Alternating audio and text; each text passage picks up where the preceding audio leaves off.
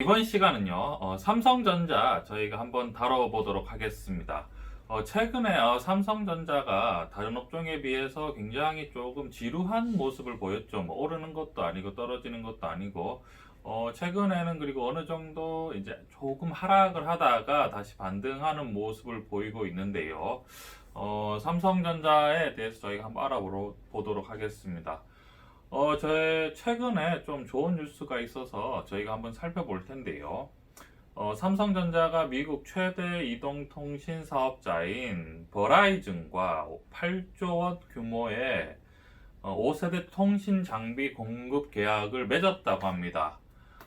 이번 계약은요, 삼성전자가 5G 통신 장비 단일 시장으로는 거의 최대 규모인 미국에서 이뤄졌기 때문에 굉장히 의미가 크다고 할 수 있고요. 거기에다가 이제 여기 중요한 포인트가 중국의 화웨이가 지금 미국에서 굉장히 구박을 받고 배척을 당하는 상황이죠. 5G 통신 장비 글로벌 선도 업체인 중국 화웨이가 사실상 미국 시장에서 배제된 상황에서 이미 지난 6월부터 버라이즌의 새 통신 장비 파트너로서 삼성전자와 함께 노키아, 에릭슨이 거론됐는데요. 삼성전자는 이번 대규모 계약을 통해서 점유율을 크게 올라갈 가능성이 크고 있는 거죠. 삼성전자가 5G 지금 통신 사업에 지금 대규모 투자를 하고 있었는데요. 화웨이의 어떤 이런 위기를 통해서 오히려 삼성전자는 기회가 되고 있는 모습을 보이고 있습니다. 굉장히 긍정적인 뉴스죠. 최근에 뭐 예를 들어서 삼성전자의 경쟁사라고 할 수 있는 애플이 급등하는 데 비해서 삼성전자가 많이 못 오르는 모습을 보였기 때문에 우리 투자자들이 굉장히 지루할 수도 있고 궁금할 수도 있는데 왜 애플만 저렇게 급등하는가에 대한 어떤 궁금증이 요즘 약간 해소되는 뉴스가 나왔습니다. 그래서 한번 저희가 알아볼 텐데요. 애플, 아마존 등 기술주 중심의 나스닥 시장의 랠리가 최근 급락세를 보인 데는 손정희 회장이 이끄는 일본 소프트뱅크 그룹의 투기적 베팅이 한몫을 했다는 분석이 나왔다고 합니다. 파이낸셜 타임스가 따르면요, 소프트뱅크 그룹은 지난 8월 이후 미국 기술주에 대한 콜옵션을 대량으로 사들였다고 하는데요. 그 여파로 지난 몇 주간 애플, 아마존, 테슬라 등 대형 빅테크 주식이 급등했다는 분석이 월가에서 확산되고 있다고 합니다. 한마디로 이제 일본에서 굉장히 큰 손정희 회장이 이끄는 소프트뱅크 그룹이 이제 콜옵션을 엄청나게 주식을 샀다고 합니다. 이제 나스닥 중심의 기술주로요. 콜옵션 규모가 어마어마한데요. 월스트리트 저널에서 따르면요, 소프트뱅크 그룹이 사들인 콜옵션이 뭐 40억 달러, 우리나라 돈으로 하면 약 5조, 뭐 거의 6조 원 규모라고 보도를 합니다.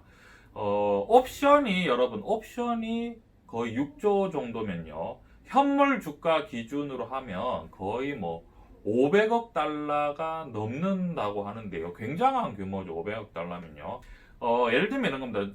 투자자가 그러니까 콜옵션을 한다는 건 주가가 올라갈 거라는 것을 이제 파생으로 보는 건데, 주가 상승을 기대하고 콜옵션을 어마어마하게 사들이면, 콜 매수를 해버리면, 만약에 콜 매도를 한 증권회사들은, 손실을 해지하기 위해서 같은 종목의 현물 주식을 굉장히 이제 많이 사들이는 거죠. 왜냐하면은 매도를 한 사람들 같은 경우에는 매수가 있고 매도자가 있는데, 매도자는 뭐 손실이 무한대입니다. 그래서 아마 어느 정도 해지를 한 것 같습니다. 그래서 손정희 회장이 콜옵션을 엄청나게 매수를 하다 보니까 뭐 해지 차원도 있고요. 아마 그 분위기에 따라서 주가가 엄청나게 올라간 것 같아요. 손 회장이 정보기술 IT 주가의 랠리를 촉발한 나스닥 고래로 드러났다.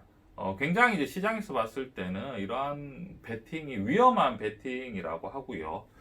사실은 이렇게 단기적으로 나스닥의 기술주가 급등한 이유는 실적에 대한 기대와 미래 기대치도 있지만 투기 자본도 들어왔다들을 이제 인식한 거죠. 투기 자본이라는 건 여러분 뭡니까? 투기 자본이라는 것은 장기적인 관점이 아니라 단기적으로도 자금이 빠져나갈 수 있다는 그런 것도 된다는 거죠. 그렇기 때문에 지금 뭐랄까 미국의 어떤 최근에 급등한 것들은 뭐 우리가 다들 알지만 유동성 장세도 있지만 거기에서 굉장히 큰 손들이 코로나 사태로 인해서 촉발된 유동성 장세에 투기적으로 굉장히 동참하고 있다.